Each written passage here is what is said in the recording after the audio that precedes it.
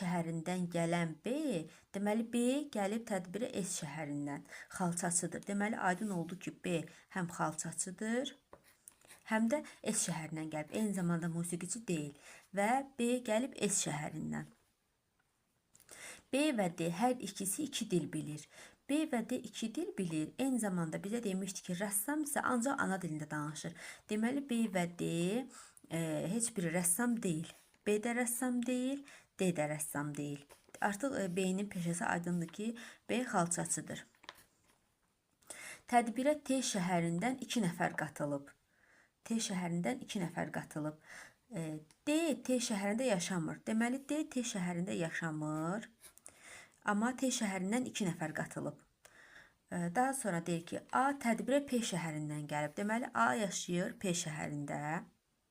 A P şəhərində yaşayır və onda aydın olur ki, C və Y də T şəhərində yaşayır. T şəhərində yaşayır. Çünki deyir ki, deməli D T şəhərində yaşamır. Deməli A P şəhərində yaşayır, B S şəhərində yaşayır, C və Y isə T şəhərində yaşayır. İndi verilmiş suallar əsasən aşağıdakı